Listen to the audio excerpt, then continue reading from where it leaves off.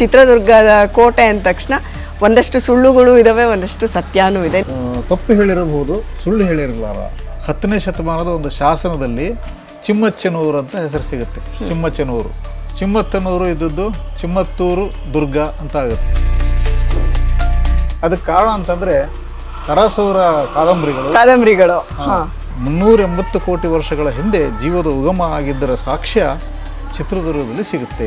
ಕರ್ನಾಟಕವನ್ನು ಆಳಿದಂಥ ಪ್ರಮುಖ ರಾಜವಂಶಗಳ ಅಧೀನ ಅರಸರು ಎಲ್ಲರೂ ಚಿತ್ರದುರ್ಗವನ್ನು ಆಳಿದ್ದಾರೆ. ಮದಕರಿ ನಾಯಕ ಓಬವ್ವ ಚಿತ್ರದುರ್ಗದ ಐಕಾನ್ಸ್ ಅವರು.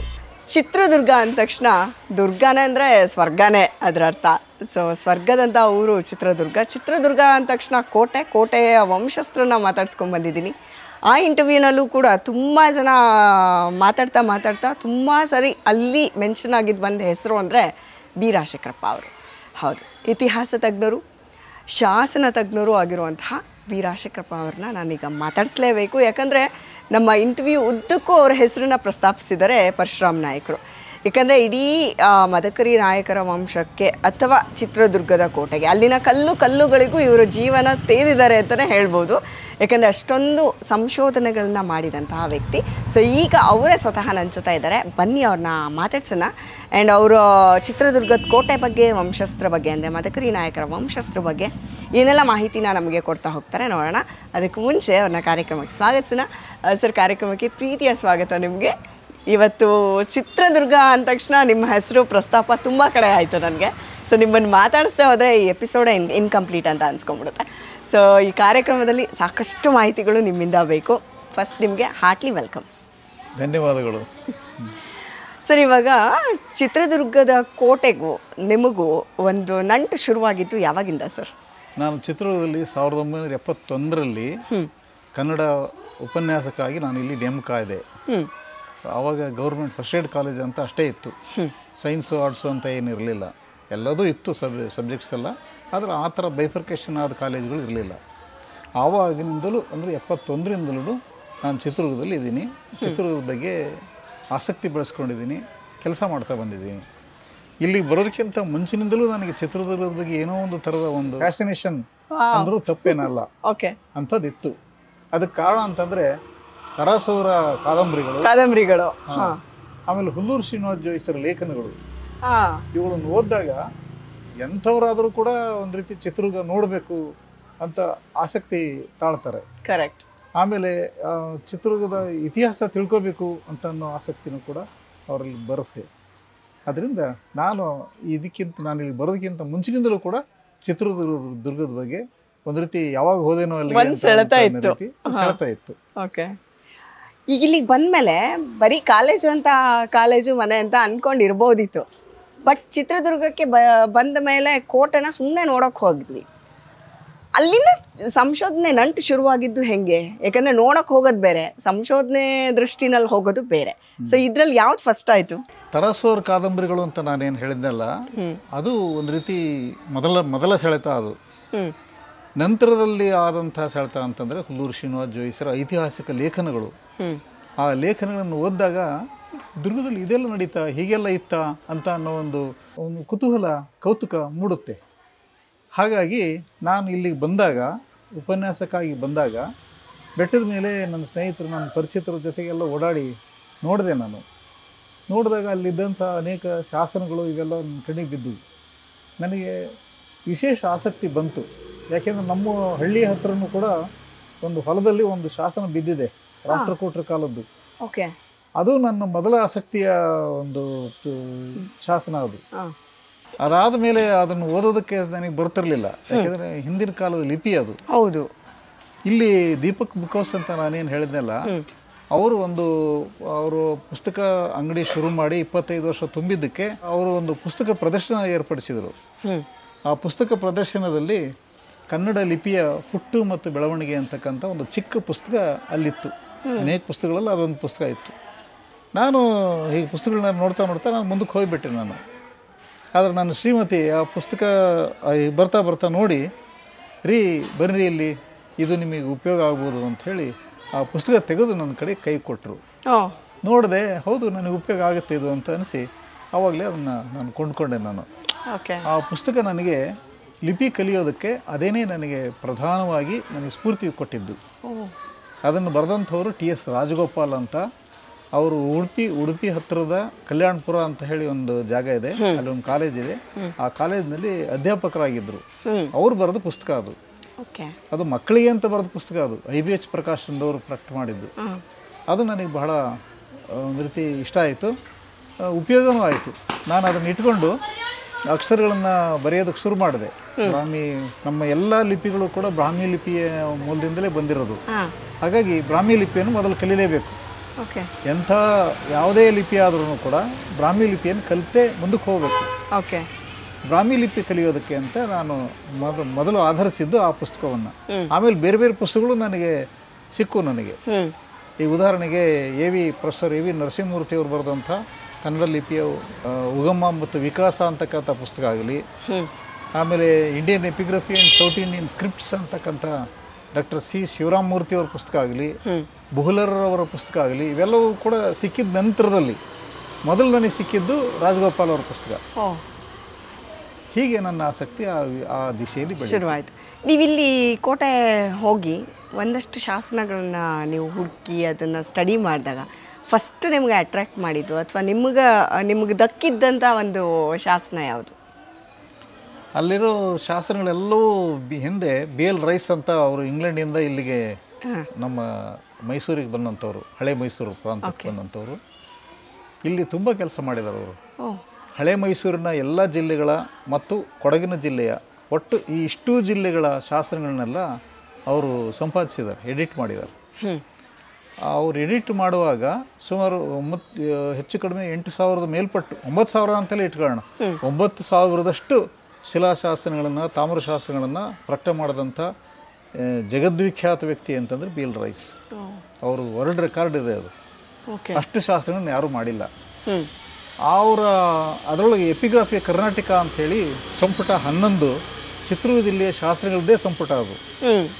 ಅದರಲ್ಲಿ ಇಲ್ಲಿ ಬಂದಂಥ ಶಾಸನಗಳನ್ನೆಲ್ಲ ಒಂದೊಂದನ್ನೇ ನಾನು ಅವರು ಏನು ಓದಿದ್ದಾರೆ ಅದನ್ನು ಇಟ್ಕೊಂಡು ಅಲ್ಲಿ ಶಾಸನಗಳನ್ನು ಸ್ಟಡಿ ಮಾಡ್ತಾ ಬಂದೆ. ಹಾಗೆ ಮಾಡೋದ್ರಿಂದ ಏನಾಗುತ್ತೆ, ಯಾವ ಅಕ್ಷರ ಯಾವ ರೂಪದಲ್ಲಿತ್ತು, ಯಾವ ಕಾಲದಲ್ಲಿ ಯಾವ ರೂಪದಲ್ಲಿತ್ತು ಅನ್ನೋದು ಗೊತ್ತಾಗುತ್ತೆ. ಒಂದೊಂದು ಆಳ್ವಿಕೆನಲ್ಲೂ ಅದ್ರದ್ದು ಬದಲಾವಣೆ ಒಂದು ರೂಪ ಬೇರೆ ಬೇರೆ ಬದಲಾವಣೆ ಆಗುತ್ತೆ. ಈಗ 6ನೇ ಶತಮಾನದಲ್ಲಿದ್ದಂಥ ಅಕ್ಷರ ಆಗಲೇ 10ನೇ ಶತಮಾನದಲ್ಲಿ ಇರೋದಿಲ್ಲ. ಅದಕ್ಕೆ ಆಲ್ಟರ್ನೇಟ್ ಬೇರೆ ಅಕ್ಷರ ಬಂದಿರುತ್ತೆ. ಆಲ್ಟರ್ನೇಟ್ ಅಲ್ಲ, ಅಕ್ಷರ ಮಾರ್ಪಾಟಾಗಿರುತ್ತೆ. ಆ ರೀತಿ ಮಾರ್ಪಾಟಾಗಿದ್ದನ್ನು ನಾನು ಗುರುಸ್ತಾ ಅದನ್ನು ಅಧ್ಯಯನ ಮಾಡ್ತಾ ಬಂದೆ. ಅದಕ್ಕೆ ನಾನು ಎಷ್ಟೋ ಸಾರಿ ನಮ್ಮ ಸ್ನೇಹಿತರಿಗೂ ಹೇಳ್ತಾ ಇದ್ದೆ, ನಮಗೆ ಪುಸ್ತಕ ಅಲ್ಲ, ಆ ಕಲ್ಲೇ ಕಲಿಸುತ್ತೆ ಅಂತ ಅಲ್ವಾ. ಒಂದೊಂದು ಶಿಲಾಶಾಸ್ತ್ರದ ಕಲ್ಲನ್ನು ನೋಡಿದಾಗ್ಲೂ ಅದ್ರಲ್ಲಿ ಏನೋ ಹೊಸದು ಕಾಣುತ್ತೆ. ಅದು ಇದು ನನಗೆ ಗೊತ್ತಿರಲಿಲ್ಲಲ್ಲ ಅಂತ ಅನ್ಸೋಂಥದ್ದು ಏನೋ ಒಂದು ಅಂಶ ನಮಗೆ ಬರುತ್ತೆ, ದುತ್ ಅಂತ ಎದುರಿಗೆ ಬರುತ್ತೆ. ಓಕೆ ಸರ್, ಇವಾಗ ನೀವು ಇತಿಹಾಸ ತಜ್ಞರಾಗಿ ನಿಮಗೆ ಗೊತ್ತಿರೋಷ್ಟು ಖಂಡಿತ ನಮಗೆ ಗೊತ್ತಿರಲ್ಲ. ಬಟ್ ನಾವು ಯಾರೋ ಹೇಳಿದ್ದೋ ಅಥವಾ ಇನ್ಯಾರ ಹತ್ರನೋ ಕೇಳಿದ್ದೋ ಅಥವಾ ಇನ್ನೆಲ್ಲೋ ಓದಿದ್ದೋ, ಪೇಪರಲ್ಲಿ ಬಂದಿದ್ದೋ ಇಂಥದ್ದನ್ನೆಲ್ಲ ನೋಡಿ ಒಂದಷ್ಟು ತಿಳ್ಕೊಂಡಿರ್ತೀವಿ. ಬಟ್ ಇವಾಗ ಅದಕ್ಕೊಂದು ಕ್ಲಾರಿಫಿಕೇಷನು, ಅದಕ್ಕೊಂದು ಪ್ರೂಫ್ ಥರ ನೀವು ಸಿಕ್ಕಿದ್ದೀರ. ನನಗೆ ಒಂದು ಕುತೂಹಲ ಏನಿದೆ ಅಂದರೆ, ಚಿತ್ರದುರ್ಗ ಅಂದರೆ ಅದು ಸೆಕೆಂಡ್ ಹಂಪೆ ಅಂತ ಹೇಳ್ತಾರೆ, ನಿಜನಾ? ಆ್ಯಂಡ್ ಆ ಕಾಲದಲ್ಲೇ ಇದು ತುಂಬ ಅಭಿವೃದ್ಧಿ ಹೊಂದಿತು ಅಂತ ಹೇಳ್ತಾರೆ, ಅದು ನಿಜನಾ? ಅಥವಾ ಈಗ ಒಂದು ಸಂಪಿಗೆ ಸಿದ್ದೇಶ್ವರ ದೇವಸ್ಥಾನದ ಹತ್ರ ಒಂದು ಸಣ್ಣ ಶಾಸನ ಇದೆ, ಆ ಶಾಸನದಲ್ಲಿ ಅಕ್ಕ ಬುಕ್ಕರ ಒಂದು ಪ್ರಸ್ತಾಪ ಇರುತ್ತೆ ಅಂತ ಹೇಳ್ತಾರೆ, ಅದು ನಿಜನಾ? ಎಷ್ಟೊಂದು ಕ್ವೆಶ್ಚನ್ಸ್ ನಮಗೆ ಇದೆ. ಅಂದರೆ ಯಾವ್ದು ನಿಜ ಯಾವ್ದು ಸುಳ್ಳು ನಮ್ಗೆ ಗೊತ್ತಿರಲ್ಲ. ಸೊ ಏನು ಸರ್ ಅದು ಈ ಹಂಪೆ ಸೆಕೆಂಡ್ ಹಂಪೆ ಅನ್ನೋದು ನಿಜನಾ? ಸೆಕೆಂಡ್ ಹಂಪೆ ಅಂತಂದರೆ ಹಂಪೆ ಹೋದವ್ರಿಗೆಲ್ಲರಿಗೂ ಗೊತ್ತಾಗುತ್ತೆ.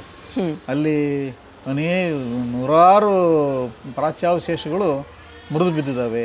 ಹೌದು, ಹಾಳಂಪೆ ಅನಾಥ ಸ್ಥಿತಿಯಲ್ಲಿದ್ದಾವೆ. ಕೆಲವನ್ನಂತೂ ರಕ್ಷಣೆ ಮಾಡಿ ಇಟ್ಟಿದ್ದಾರೆ, ಕೆಲವನ್ನ ರಕ್ಷಣೆ ಮಾಡೋಕೆ ಆಗಿಲ್ಲ. ಅದೇ ರೀತಿಯ ಒಂದು ಚಿತ್ರ ಬೆಟ್ಟದ ಮೇಲೆ ಹೋದಾಗಲೇ ಇಲ್ಲೂ ಕೂಡ ಕಾಣಿಸುತ್ತೆ. ಅದಕ್ಕೆ ಸೆಕೆಂಡ್ ಹಂಪೆ ಅಂತ. ಈಗ ಹಂಪೆಗೂ ಇದಕ್ಕೂ ಸಂಬಂಧ ಇಲ್ಲ, ಇದಕ್ಕೂ ಹೋಲ್ಸಕ್ಕೆ ಆಗಲ್ಲ. ಈಗ ಶ್ರೀಕೃಷ್ಣದೇವರಾಯನ ಅದನ್ನೆಲ್ಲ ಇಲ್ಲಿ ಹೇಳಕ್ಕಾಗಲ್ಲ. ಓಕೆ, ಈಗ ಶ್ರೀಕೃಷ್ಣದೇವರಾಯನ ಆಳ್ವಿಕೆ ಕಾಲದಲ್ಲಿ ಒಂದಷ್ಟು ಇಲ್ಲೂ ಅಭಿವೃದ್ಧಿ ಆಯಿತು ಅನ್ನೋದು, ಮತ್ತೆ ಅದಕ್ಕೂ ಇದಕ್ಕೂ ಸೈಮಲ್ಟೇನಿಯಸ್ ಆಗಿ ಒಂದಷ್ಟು ತಳಕ್ ಹಾಕ್ತಾರಲ್ಲ, ಮತ್ತೆ ಹೆಂಗೆ ಅದು? ಕೃಷ್ಣದೇವರಾಯರು ಇಲ್ಲಿ ಏನೂ ಮಾಡಲಿಲ್ಲ, ಆದರೆ ಅವರು ಅಧೀನರಾಗಿ ಇಲ್ಲಿ ಇರೋ ಪಾಳೆಗಾರರು ಇದ್ರು ಇಲ್ಲಿ ಅಷ್ಟೇನೆ. ಓಕೆ ಓಕೆ, ಅಧೀನರಾಗಿದ್ದಿರ್ಬೋದು. ಹಾಂ, ಆದರೆ ಕೃಷ್ಣದೇವರಾಯನ ಕಾಲದಲ್ಲೇ ಇಲ್ಲಿ ಅಧೀನರಾಗಿ ಯಾರಿದ್ರು ಅಂತ ಅನ್ನೋದು ನಮ್ಗೆ ಇನ್ನೂ ನಿಶ್ಚಿತ ಇಲ್ಲ. ನಮಗೆ ಏನೂ ಸಿಕ್ಕಿಲ್ಲ ಅದಕ್ಕೆ ಸಿಕ್ಕಿಲ್ಲ. Okay okay okay. ಹಂಗಾರೆ ಆ ಸಂಪಿ ಸಿದ್ದೇಶ್ವರ ದೇವಸ್ಥಾನದ ಹತ್ರ ಇರೋ ಶಾಸನದಲ್ಲಿ ಬುಕ್ಕಾಪಟ್ಟನರು ಅಂತಾರೋ ಏನೋ ಅಂತ ಬರುತ್ತೆ. ಹಾ, ಬುಕ್ಕರಾಯರದೇ ಶಾಸನ ಅದು, ಅವ್ರ ಕಾಲದ್ದೇ. ಆದ್ರೆ ಅವ್ರದಲ್ಲ, ಅವ್ರ ಕಾಲದ್ದು. ಅವರ ಕಾಲದ್ದು ಅವ್ರದ್ದಲ್ಲ. ಮತ್ತೆ ಹಂಪೆಗೂ ಇದಕ್ಕೂ ಸಂಬಂಧ ಇಲ್ಲ. ಇಲ್ಲ ಇಲ್ಲ. Okay okay sir. ಇವಾಗ ಕೋಟೆ ಅಂದ ತಕ್ಷಣ ಮದಕರಿ ನಾಯಕನ ಒಂದು ಥಾಟ್ ನಮ್ಮೆಲ್ರಿಗೂ ಬಂದೇ ಬರುತ್ತೆ. ಆ್ಯಂಡ್ ನಮ್ಮ ಜನ್ರೇಷನ್ನವ್ರಿಗಂತೂ ಮದಕರಿ ನಾಯಕನೇ ಫಸ್ಟು, ಮದಕರಿ ನಾಯಕನೇ ಲಾಸ್ಟು ಅನ್ನೋ ಥರ ನಮ್ಗೆ ಆ ಪಿಕ್ಚರ್ ಮಾತ್ರ ಇದೆ.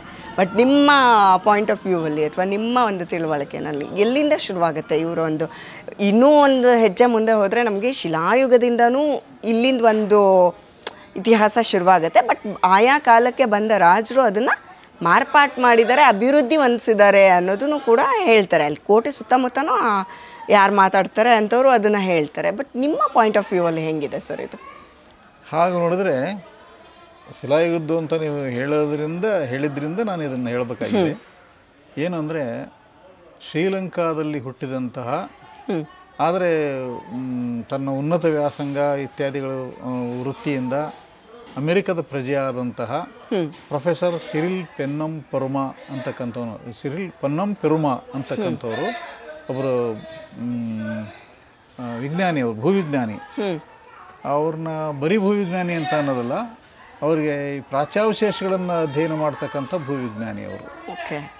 ಅವರು ಇದನ್ನೆಲ್ಲ ಅಧ್ಯಯನ ಮಾಡಿ 380 ಕೋಟಿ ವರ್ಷಗಳ ಹಿಂದೆ ಭೂಮಿಯ ಮೇಲೆ ಜೀವೋತ್ಪತ್ತಿ ಆಯಿತು, ಜೀವದ ಉಗಮ ಆಯಿತು. ಅದು ಎಲ್ಲಿ ಆಯಿತು ಅಂತ ಅನ್ನೋದಕ್ಕೆ ನಮಗೆ ಸಾಕ್ಷ್ಯ ಸಿಕ್ಕಿರತಕ್ಕಂಥದ್ದು ಚಿತ್ರದುರ್ಗದ ಪ್ರದೇಶದಲ್ಲಿ. ಅಂದರೆ 380 ಕೋಟಿ ವರ್ಷಗಳ ಹಿಂದೆ ಜೀವದ ಉಗಮ ಆಗಿದ್ದರ ಸಾಕ್ಷ್ಯ ಚಿತ್ರದುರ್ಗದಲ್ಲಿ ಸಿಗುತ್ತೆ ಅಂತ ಹೇಳ್ತಾರೆ. ಇದೇ ರೀತಿಯ ಅರ್ಥ ಬರ್ತಕ್ಕಂಥ ಮಾತನ್ನು ವಿಲ್ ಡ್ಯುರಾಂಟ್ ಅವರು ತನ್ನ ಹಿಸ್ಟ್ರಿ ಆಫ್ ಸಿವಿಲೈಸೇಷನ್ನೊಳಗೆ ಒಂದು ಸಂಪುಟದಲ್ಲಿ ಇದನ್ನು ಕೂಡ ಎಲ್ಲೋ ಒಂದು ಕಡೆ ಹೇಳ್ತಾರೆ.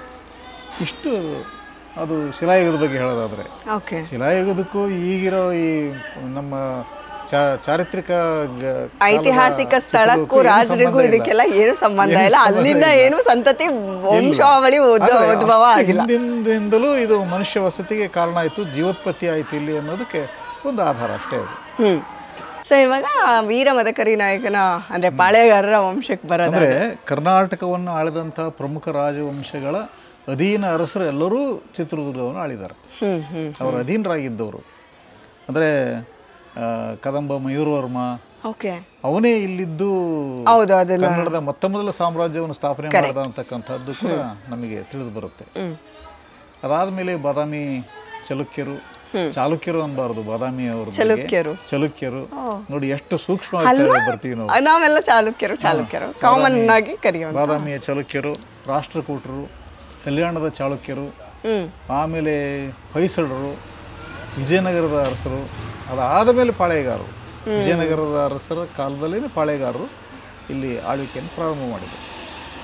ಆ ಹೊಯ್ಸಳರ ಅಂತ್ಯ, ವಿಜಯನಗರದ ಆರಂಭ, ಆ ಟೈಮಲ್ಲಿ ಇವ್ರು ಬಂದಿದ್ದು ಇಲ್ಲ, ಪಾಳೆಗಾರರು. ಅವಾಗಲೂ ಅಲ್ಲ, ವಿಜಯನಗರದ ಉತ್ತರಾರ್ಧ ಕಾಲದಲ್ಲಿ. ವಿಜಯನಗರದ ಆಗಲೇ ಆಳ್ವಿಕೆ ಎಷ್ಟೋ ವರ್ಷಗಳ ಕಳೆದ ಮೇಲೆ ಇದು ಆಗಿದ್ದು. ಆಮೇಲೆ ಇಲ್ಲಿ ತಿಮ್ಮಣ್ಣ ನಾಯಕನಿಂದ ಚಿತ್ರದುರ್ಗದ ಪಾಳೆಯಪಟ್ಟ ಪ್ರಾರಂಭ ಆಯಿತು. ತಿಮ್ಮಣ್ಣ ನಾಯಕ ಆದಮೇಲೆ ಅವನ ಮಗ ಓಬಣ್ಣ ನಾಯಕ, ಆಮೇಲೆ ಹೀಗೆ ಸಂತತಿ ಅವ್ರದ್ದು ವಂಶಾವಳಿ. ಚಿಕ್ಕಣ್ಣ ನಾಯಕ, ಕುಸ್ತಿ ರಂಗಪ್ಪ ನಾಯಕ, ಒಂದನೇ ಇಮ್ಮಡಿ ಮದಕೇರಿ ನಾಯಕ, ಎರಡನೇ ಇಮ್ಮಡಿ ಮದಕೇರಿ ನಾಯಕ, ಆಮೇಲೆ ಚಿಕ್ಕಣ್ಣ ನಾಯಕ, ಆಮೇಲೆ ಭರಮಣ್ಣ ನಾಯಕ, ಆಮೇಲೆ ಹಿರೇಮದಕೇರಿ ನಾಯಕ, ಆಮೇಲೆ ಎರಡನೇ ಕಸ್ತೂರಿ ರಂಗಪ್ಪ ನಾಯಕ, ಆಮೇಲೆ ಕಡೆಯದಾಗಿ ರಾಜವೀರ ಮದಕೇರಿ ನಾಯಕ. ಮದಕರಿ ನಾಯಕ ಅಂತ ಅನ್ನೋ ಹೆಸರು ಅವರ ಶಾಸನಗಳಲ್ಲಿ ಬರಲ್ಲ, ಮದಕೇರಿ ನಾಯಕ ಅಂತಲೇ ಬರೋದು. ಏನೇನು ಮದಕೇರಿ ನಾಯಕ ಅಂತ. ನೋಡಿ, ಇವತ್ವರೆಗೂ ನಾವೆಲ್ಲರೂ ಮದಕರಿ ನಾಯಕ ಎಲ್ಲೇ ಹೋದ್ರು ಬರಲಿ, ಓದಲಿ, ಕೇಳಲಿ, ಮಾತಾಡಲಿ, ನಾವು ಮಾತಾಡೋದು ಮದಕರಿ ನಾಯಕ. ಅದೊಂದು ರೀತಿ ಇನ್ಸ್ಪೈರ್ ಮಾಡೋ ಅಂತ ಒಂದು ಹೆಸರು ಅನ್ನೋ ಥರ ಆಗಿಬಿಟ್ಟಿದೆ ಈಗ. ಮದಕರಿ ಅಂದರೆ ಒಳ್ಳೆ ಮದಿಸಿದ ಕರಿಯನ್ನ. ಈಗ ನಾವು ಎಲ್ಲ ಕಡೆನೂ ಎಕ್ಸ್ಪ್ಲೇನ್ ಮಾಡ್ರಿ ಅಂದರೆ ಅದನ್ನ ಹೆಸರನ್ನು ಯಾಕೆ ಬಂತು ಅಂತ ಅದನ್ನೇ ಹೇಳೋದು. ಆದರೆ ಅದು ವಾಸ್ತವ ಸಂಗತಿ ಅಲ್ಲ. ಅವರೇ ಹಾಕ್ಸಿರೋ ಶಾಸನಗಳಲ್ಲಿ ಈಗಾಗಲೇ ಸುಮಾರು ಒಂದು 50 ಶಾಸನಗಳು ಬಿ ಎಲ್ ರೈಸ್ ಅವರು, ಆರ್ ನರಸಿಂಹಾಚಾರ್ ಅವರು, ಎಂ ಇ ಶೇಷಾದ್ರಿ ಅವರು ಇವರೆಲ್ಲ ಪಬ್ಲಿಷ್ ಮಾಡಿದ್ದಾರೆ. ನನಗೇನೆ 50 ಶಾಸನಗಳು ಒಬ್ಬನಿಗೆ ಸಿಕ್ಕಿದ್ದಾವೆ. ಇದರಲ್ಲಿ ಎಲ್ಲೂ ಕೂಡ ಮದಕರಿ ನಾಯಕ ಅಂತಕ್ಕಂಥ ಹೆಸರು ಒಂದು ಕಡೆನೂ ಕೂಡ ಸಿಗಲ್ಲ. ಮೆದಿಕೇರಿ ನಾಯಕ ಅನ್ನೋ ಹೆಸರು ಸಿಗುತ್ತೆ. ಅಂದರೆ ಒಂದು ಸ್ಥಳನಾಮದಿಂದ ವ್ಯಕ್ತಿನಾಮ ಬಂದಿದೆ. ಅದು ಇದು ಸ್ಥಳನಾಮಾಧ್ಯಯನದ ಬಗ್ಗೆ ಗೊತ್ತಿದ್ದವರಿಗೆ ಇದು ಗೊತ್ತಿರ್ತದೆ. ಏನು ಅಂತಂದರೆ ಸ್ಥಳನಾಮದಿಂದ ದೈವನಾಮ ಬರುತ್ತೆ, ದೈವನಾಮದಿಂದ ವ್ಯಕ್ತಿನಾಮ. ಅದಕ್ಕೊಂದು ಎಕ್ಸಾಂಪಲ್ ಹೇಳಿ ಯಾವುದಾದ್ರು. ಹೇಗೆ ಅಂತಂದರೆ ಕೊಟ್ಟೂರು ಇದೆಯಲ್ಲ, ಕೊಟ್ಟೂರಿನಲ್ಲಿ ಹಿಂದೆ ಬಸವಯ್ಯನವರು ಅಥವಾ ಬಸವೇಶ್ವರ ಅಂತಕ್ಕಂಥ ಒಬ್ಬ ಸಂತರು ಇದ್ದರು, ಅಲ್ಲಿ ಶರಣರು. ಅವರಲ್ಲಿದ್ದು ಅಲ್ಲಿ ಕೊನೆಯ ದಿನಗಳನ್ನು ಅಲ್ಲೇ ಕಳೆದರು. ಅವ್ರನ್ನ ಎಲ್ಲರೂ ಕೂಡ ಪ್ರೀತಿಯಿಂದ, ಭಕ್ತಿಯಿಂದ, ಗೌರವದಿಂದ ಕೊಟ್ಟೂರಪ್ಪ ಅಂತ ಕರೀತಿದ್ರು. ಕೊಟ್ಟೂರು ಅದು ಮನುಷ್ಯರ ಹೆಸರಲ್ಲ, ಊರಿನ ಹೆಸರು. ಕೊಟ್ಟೂರಪ್ಪ ಮನುಷ್ಯರ ಹೆಸರು, ಎರಡು ಮಿಕ್ಸ್ ಆಗುತ್ತೆ. ಅಲ್ಲಿ ದೈವದ ಹೆಸರು ಕೊಟ್ಟೂರಪ್ಪ. ಕೊಟ್ಟೂರಪ್ಪ ಅನ್ನೋದೇ ಅದು ಸಂಕ್ಷಿಪ್ತ ಆಗ್ತಾ ಆಗ್ತಾ ಕೊಟ್ರಪ್ಪ ಆಯಿತು. ಕೊಟ್ರಪ್ಪ ಹೀಗೆಲ್ಲ ಆಯಿತು. ಹೀಗೆ ಇದೇ ಥರನೇ ಯಡಿಯೂರಪ್ಪ ಹೆಸರು ಕೂಡ ಹಾಗೆ ಬಂದಿರತಕ್ಕಂಥದ್ದು. ಯಡಿಯೂರು ಸಿದ್ಧಲಿಂಗೇಶ್ವರರ ನೆಲೆ ಅದು. ಆ ಪ್ರತಿ ಸಾರಿನೂ ಕೂಡ ಕೊಟ್ಟೂರು ಬಸವೇಶ್ವರ ಅಂತ ಎಲ್ಲಿ ಹೇಳೋಕ್ಕಾಗುತ್ತೆ, ಕೊಟ್ಟೂರಪ್ಪ ಅಂತ ಅಂದ್ಬಿಟ್ರೆ ಆಯಿತು, ಸರಳ. ಹಾಗೆ ಈಗ ತಿಪ್ಪೇರುದ್ರ ಸ್ವಾಮಿ, ನಾಯಕರಡಿ ತಿಪ್ಪೇರುದ್ರ ಸ್ವಾಮಿಯನ್ನು ಇನ್ನೊಂದು ಹೆಸರನ್ನು ಕರೀತಾರೆ, ಹಟ್ಯಪ್ಪ ಅಂತ. ಹಟ್ಟಿ ಅದು ನಾಯಕನ ಹಟ್ಟಿಯಲ್ಲಿ ಇದ್ದಂಥ ಒಬ್ಬ ಗುರು, ಒಬ್ಬ ಸಂತ ಶರಣ, ಅವರು ಹಟ್ಯಪ್ಪ ಆಗ್ತಾರೆ. ಎಷ್ಟು ಜನ ಈಗಲೂ ಕೂಡ ಹೆಸರು ಇಟ್ಟಿರ್ತಕ್ಕಂಥ ನೋಡ್ಬೋದು. ಹೀಗೆ ಮೆದಿಕೇರಿ ಅಂತಕ್ಕಂಥ ಊರಿನ ಒಂದು ಮೆದಿಕೇರಪ್ಪ ಅಂತ ಕರೆದ್ರು. ಆ ಮೆದಿಕೇರಪ್ಪ ಅನ್ನೋದು ಮನುಷ್ಯರಿಗೂ ಕೂಡ ಹೆಸರಿಟ್ಟರು. ಅದೇನೇ ಇವ್ರಿಗೂ ಬಂತು ಮುಂದೆ. ಬಟ್ ಅದು ಎಷ್ಟು ಆಡು ಭಾಷೆನಲ್ಲಿ ಮದಕರಿ ನಾಯಕ ಆಗಿದೆ. ಓಕೆ, ಇಲ್ಲಿ ಶುರುವಾಯ್ತಲ್ಲ ನಿಮ್ಮ ಜರ್ನಿ, ಅಂದರೆ ಕೋಟೆ ಜೊತೆ ನಿಮ್ಮ ಜರ್ನಿ ಶುರುವಾದಾಗ ನಿಮಗೆ ಮದಕರಿ ನಾಯಕರ ಬಗ್ಗೆ ಒಂದಷ್ಟು ವಿಷಯಗಳು ಖಂಡಿತ ನಿಮಗೆ ಫಸ್ಟ್ ಪ್ರೈಮರಿ ಅನ್ನೋದು ನಿಮಗೆ ಸಿಕ್ಕಿರತ್ತೆ. ನಮಗೆ ತಿಳಿಸೋದಾದರೆ ಅದನ್ನು ಹೆಂಗೆ ತಿಳಿಸ್ತೀರಾ? ಎಲ್ಲಿಂದ ಶುರುವಾಯಿತು ಅವರ ಒಂದು, ಅಂದರೆ ಹೀರೋ ಥರ ನೋಡ್ತೀವಿ ಅವ್ರನ್ನ, ಬೇರೆ ಯಾವ ರಾಜರನ್ನು ನಾವು ಕೌಂಟೇ ಮಾಡಲ್ಲ, ಅಲ್ಲಿ ಇವ್ರನ್ನೇ ಜಾಸ್ತಿ ಹೀರೋ ಥರ ನೋಡೋದು. ಸೊ ನಿಮ್ಮ ಆ್ಯಂಗಲಲ್ಲಿ, ನಿಮ್ಮ ಒಂದು ಪಾಯಿಂಟ್ ಆಫ್ ವ್ಯೂವಲ್ಲಿ ನೀವು ಹೇಳೋದಾದರೆ ಮದಕರಿ ನಾಯಕನ ಬಗ್ಗೆ. ಅಲ್ಲ, ನಮ್ಮ ಕರ್ನಾಟಕ ಇತಿಹಾಸದಲ್ಲಿ ಅನೇಕ ವೀರರು, ಶೂರರು ಬಂದು ಹೋಗಿದ್ದಾರೆ, ಬರ್ತಾರೆ. ಅದರಲ್ಲಿ ಇವರು ಒಬ್ಬರು ಅಷ್ಟೇ. ಇವರೇ ಏಕಮೇವಾದ್ವಿತೀಯ ಅಂತ ಹೇಳೋವಂಥದ್ದು ತಪ್ಪಾಗುತ್ತೆ. ಒಳ್ಳೆ ಶೂರರೇ, ಧೀರರೇ. ನಮ್ಮ ಚಿತ್ರದುರ್ಗ ಅಂತ ಅಂದ್ಕೊಳ್ಳೇ ಮದಕರಿ ನಾಯಕ, ಜನರಲ್ಲಾಗಿ ಎಲ್ಲರೂ ತಿಳ್ಕೊಳ್ಳೋದು ಇದೇ ಹೆಸರೇ, ಮದಕರಿ ನಾಯಕ ಅಂತ. ಮದಕರಿ ನಾಯಕ ಓಬವ್ವ ಚಿತ್ರದುರ್ಗದ ಐಕಾನ್ಸ್ ಅವರು. ನಾನು ಮೆದಿಕೇರಿ ನಾಯಕ, ನನ್ನ ಬರಹದಲ್ಲೆಲ್ಲ ನಾನು ಮೆದಿಕೇರಿ ನಾಯಕ ಅನ್ನೋದೇ ನನ್ನ ಹೆಸರು ಬಳಸೋದು ಅನ್ನೋ ನಾನು ಪ್ರಾರಂಭದಲ್ಲಿ ಹೇಳಿದೆ. ಅದರಿಂದ ಈ ಮೆದಿಕೇರಿ ನಾಯಕ ಅಂತ ಅನ್ನೋದು ಹೆಸರೇನಿದೆಯಲ್ಲ, ಈ ವ್ಯಕ್ತಿ ಕೊನೆ ರಾಜನ ಹೆಸರು ಅದು. ಅನೇಕರು ತಪ್ಪಾಗಿ ಚಿತ್ರದುರ್ಗವನ್ನು ಆಳಿದಂಥವ್ರು ಮೆದಿಕೇರಿ ನಾಯಕರು ಅಂತ ಬರೆದು ಬಿಡ್ತಾರೆ. ಎಲ್ಲರೂ ಮೆದಿಕೇರಿ ನಾಯಕರಲ್ಲ, ಅಲ್ಲ. ಮೆದಿಕೇರಿ ನಾಯಕ ಅಂತ ಹೆಸರಿರ್ತಕ್ಕಂಥವ್ರು 6 ಜನ ಬರ್ತಾರೆ. ಇದುವರೆಗೆ 5 ಜನ ಅಂತ ತಿಳ್ಕೊಂಡಿದ್ರು. ನನ್ನ ಸಂಶೋಧನೆಯಲ್ಲಿ ಇನ್ನೂ ಒಬ್ಬ ಹೆಚ್ಚುವರಿ ಸೇರ್ಪಡೆಯಾಗಿ 6 ಜನ ಮೆದಿಕೇರಿ ನಾಯಕರು ಬರ್ತಾರೆ. 1ನೇ ಮೆದಿಕೇರಿ ನಾಯಕ ಅವನು ಓಬಣ್ಣ ನಾಯಕ. ಅವನಿಗೆ ರಸಸಿದ್ಧರು ಅಂತಕ್ಕಂಥ ಸಿದ್ಧಪುರುಷರು, ಕಾಡಿನಲ್ಲಿ ವಾಸ ಮಾಡ್ತಕ್ಕಂಥ ಸಿದ್ಧಪುರುಷರು ಹೆಸರು ಕೊಟ್ಟರು. ಏನು ಹೆಸರು ಕೊಟ್ಟರು? ಮೆದಿಕೇರಿ ನಾಯಕ ಅಂತ ಹೆಸರು ಕರೆದ್ರು ಅವನಿಗೆ. ಯಾಕೆ ಕರೆದ್ರು ಅನ್ನೋದು ಗೊತ್ತಿಲ್ಲ. ಇದು ವಂಶಾವಳಿಯಲ್ಲಿ ಬರ್ತಕ್ಕಂಥ ವಿಚಾರ, ಇದು ಶಾಸ್ತ್ರಗಳಲ್ಲೆಲ್ಲ ಬರೋದಲ್ಲ, ಇದು ವಂಶಾವಳಿಯಲ್ಲಿ ಬರುತ್ತೆ. ಯಾವ ಶಾಸನದಲ್ಲೂ ಮದಕರಿಯನ್ನು ಅಡಗಿಸಿದ್ರಿಂದ, ಮದವನ್ನು ಅಡಗಿಸಿದ್ರಿಂದ ಹೆಸರು ಬಂತು ಅನ್ನೋದು ಎಲ್ಲೂ ಇಲ್ಲ, ಶಾಸನದಲ್ಲೂ ಇಲ್ಲ. ಆಮೇಲೆ ಬರಹದ ಒಂದು ಸಾಕ್ಷ್ಯಾಧಾರಗಳಲ್ಲೂ ಕೂಡ ಎಲ್ಲೂ ಇಲ್ಲ. ಎಲ್ಲಿ ಬರ್ತದೆ ಇದು ಅಂತಂದರೆ, ಈ ಬರಹದ ಸಾಕ್ಷ್ಯಾಧಾರಗಳಲ್ಲಿ ರಸಸಿದ್ಧರು ಈ ಹೆಸರಿಟ್ಟರು ಅಂತಕ್ಕಂಥದ್ದು ಬರುತ್ತೆ. ರಸಸಿದ್ಧರು, ಸಿದ್ಧಪುರುಷರು ಅವರ ಹೆಸರು ಕೊಡ್ತಾರೆ. ಅಲ್ಲಿಂದ 1ನೇ ಓಬಣ್ಣ ನಾಯಕ, 1ನೇ ಮೆದಿಕೇರಿ ನಾಯಕ ಆಗ್ತಾನೆ. ಹೀಗೆ 1ನೇ ಮೆದಿಕೇರಿ ನಾಯಕ, ಆಮೇಲೆ 2ನೇ ಮೆದಿಕೇರಿ ನಾಯಕ, 1ನೇ ಇಮ್ಮಡಿ ಮೆದಿಕೇರಿ ನಾಯಕ, 2ನೇ ಇಮ್ಮಡಿ ಮೆದಿಕೇರಿ ನಾಯಕ. ಅದಾದ ಮೇಲೆ ಇವರು ಹೀಗೆ ಇದೇ ಸಾಲಿನಲ್ಲೇ ಬೇರೆ ಬೇರೆಯವರು ಬರ್ತಾರೆ. ಹಿರೇ ಮೆದಿಕೇರಿ ನಾಯಕ ಆದಮೇಲೆ ಇಮಿಡಿ ಕಸ್ತೂರಿರಂಗಪ್ಪ ನಾಯಕ, ಇಮಿಡಿ ಕಸ್ತೂರಿರಂಗಪ್ಪ ನಾಯಕ ಆದಮೇಲೆ ಕೊನೆ ಮದಿಕೇರಿ ನಾಯಕ 6ನೇವನು. ಈಗ ಇವರು ದತ್ತು ಪುತ್ರ ಅಂತಾರಲ್ಲ, ನಿಜನಾ? ನಿಜ, ಕೊನೆ ರಾಜ ವೀರ ಮದಕರಿ ನಾಯಕ ಅಂತ ಏನು ಸ್ವಂತ ಮಗ ಅಲ್ಲ, ದತ್ತು ಪುತ್ರ. ಎಷ್ಟೋ ರಾಜವಂಶದಲ್ಲಿ ಹಾಗೆ ಮೈಸೂರು ಅರಸರಲ್ಲಿ ಅನೇಕ ಎಲ್ಲ ಎಷ್ಟೊಂದು ಒಂದು ತಲೆಮಾರು ಆಗ್ತಿದ್ದಂಗೆ ನೆಕ್ಸ್ಟ್ ತಲೆಮಾರು ಮಕ್ಕಳಾಗೋದಲ್ಲ ಅಂದ್ಕೊಳ್ಳೇ ದತ್ತು ತಗೊಳ್ತಕ್ಕಂಥದ್ದು ಅವತ್ತಿನ ಕಾಲದ ರೂಢಿ ಹಾಗಾಗಿದೆ ಅಷ್ಟೇ. ಇವಾಗ ಮದಕರಿ ನಾಯಕನ ಆಳ್ವಿಕೆನಲ್ಲಿ ಒಂದಷ್ಟು ಕತೆಗಳು ಬರುತ್ತೆ. ಈಗ ಇತಿಹಾಸ ಅಂದ ತಕ್ಷಣ ಎಲ್ಲದನ್ನೂ ನಂಬೋಕ್ಕಾಗಲ್ಲ, ಅಥವಾ ಯಾವುದು ಕಾಲ್ಪನಿಕ ಅಂತಲೂ ಹೇಳೋಕ್ಕಾಗಲ್ಲ, ಅಥವಾ ಯಾವುದನ್ನು ತೋರಿಸ್ಬಿಟ್ಟಿದ್ದಾರೋ. ಈಗ ನೀವು ಮದಕರಿ ನಾಯಕನ ಬಗ್ಗೆ ಅಂದರೆ ಹೆಸರಿನ ಬಗ್ಗೆ ಹೇಳಿದ್ರಿ ಅಲ್ವಾ, ಮದವಳ ಏರಿದ ಆ ಥರ ಬಂದಾಗ ಇದರಲ್ಲಿ ಯಾವುದು ವೈಭವೀಕರಿಸಿ ಹೇಳ್ತಾರೆ, ಯಾವುದು ನಿಜವಾಗ್ಲೂ ಇತಿಹಾಸ ಅನ್ನೋದು ನಮಗೆ ನಿಜವಾಗ್ಲೂ ಗೊತ್ತಿಲ್ಲ.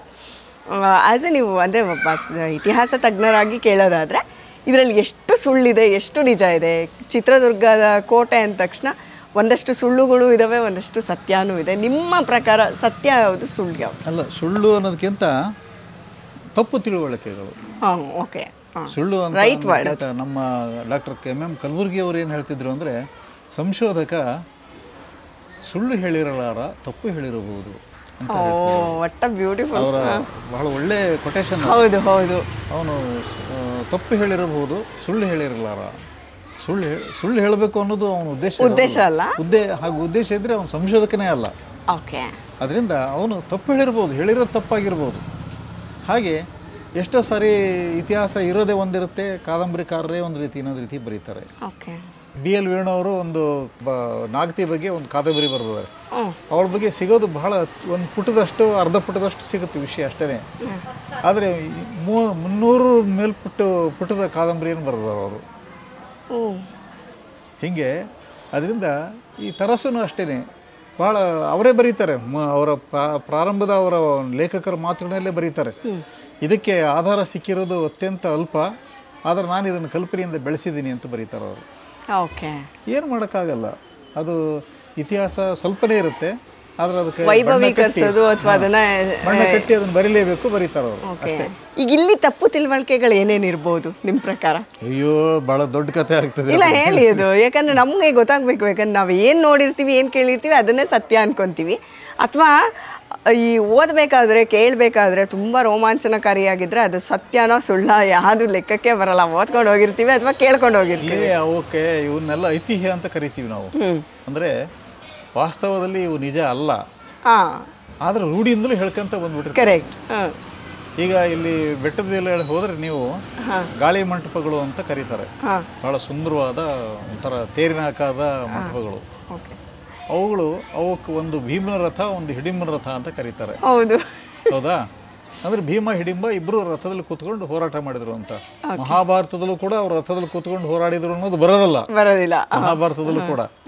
ಯಾರೋ ಒಬ್ಬ ಬುದ್ಧಿವಂತ ಅದನ್ನು ಹುಟ್ಟಾಕಿದ, ಹಂಗೆ ಚಲಾವಣೆ ಆಯಿತು. ಇದು ಭೀಮನ ಎಂಥದ್ದು ರಥ, ಇದು ಹಿಡಿಂಬನ ರಥ ಅಂತ ಕರೀತಾರೆ. ನಮಗೆ ಹೇಳ್ತಾರೆ ಅಲ್ಲಿ ಹೋದರೆ, ಸಂಶೋಧನೆ ಮಾಡೋರಿಗೇನೆ ಅಲ್ಲಿರತಕ್ಕಂಥ ಸಾಮಾನ್ಯ ಜನ ಅವರೇ ಹೇಳ್ತಾರೆ. ಈಗ ಅಲ್ಲಿ ತುಪ್ಪದ ಕೊಳ ಅಂತ ಕೇಳ್ತೀವಿ. ಈಗ ಅದೆಲ್ಲ ನಿಜವಾಗ್ಲೂ ಇತ್ತ ಅಲ್ಲಿ? ತುಪ್ಪದ ಕೊಳ ನಿಜನೇ, ಅದು ನನ್ನ ಸಂಶೋಧನೆ ಪ್ರಕಾರ ನಿಜ. ನಿಜ. ಏನು ಕಲೆಕ್ಟ್ ಮಾಡ್ತಿದ್ರು? ಯಾಕೆ ಅಂತಂದ್ರೆ ತುಪ್ಪ ಇದೆಯಲ್ಲ, ಹಳೆ ತುಪ್ಪ ಇದೆಯಲ್ಲ, ಅದು ನೋವು ನಿವಾರಕ. ಅದು ಸರಿ, ಒಂದು ಫೈನ್ ಆಯಿಂಟ್ಮೆಂಟ್ ಅದು. ಈಗ ಈಗಲೂ ಕೂಡ ಮುರುಘರಾಜೇಂದ್ರ, ನಮ್ಮ ಚಿತ್ರದುರ್ಗದ ಪ್ರಖ್ಯಾತ ಮುರುಘರಾಜೇಂದ್ರ ಮಠದಲ್ಲಿ ಒಂದು ಮರದ್ದು ಬಾನಿ ಇತ್ತು. ಅಷ್ಟು ಉದ್ದದ್ದು ಒಂದು ದೋಣಿ ಆಕಾರದ್ದು ಒಂದು ಮರದ್ದು ಒಂದು ಬಾನಿ ಇತ್ತು. ಅದರ ತುಂಬ ಹಳೆ ತುಪ್ಪ ಇತ್ತು, ಹಳೆ ತುಪ್ಪ. ಆ ಹಳೆ ತುಪ್ಪ ಬೇಕು ಅಂತಂದವರು ತಗೊಂಡವರು ಎಷ್ಟು ತುಪ್ಪ ತಗೊಂತಾರೋ ಅಷ್ಟು ಹೊಸ ತುಪ್ಪ ಅದಕ್ಕೆ ಹಾಕಬೇಕು. ಅದು ಕ್ರಮೇಣ ಇದ್ರ ಜೊತೆ ಸೇರ್ಕೊಂಡು ಹಳೆ ತುಪ್ಪ ಆಗಿಬಿಡುತ್ತೆ. ಅದನ್ನು ತಗೊಂಡು ಹೋಗಿ ಮೈ ಉದಿಸ್ಕೊಳ್ಳೋದು, ಮೈ ತಿಕ್ಸೋದು, ಮಾಲಿಶ್ ಅಂತದ್ದು, ಮಸಾಜ್ ಮಾಡಿಸೋದಕ್ಕೆ ಇದಕ್ಕೆಲ್ಲ ಬಳಸಿದ್ರು. ಅದರಿಂದ ನೋವು ನಿವಾರಣೆ ಆಗ್ತಾ ಇತ್ತು ಅಂತ.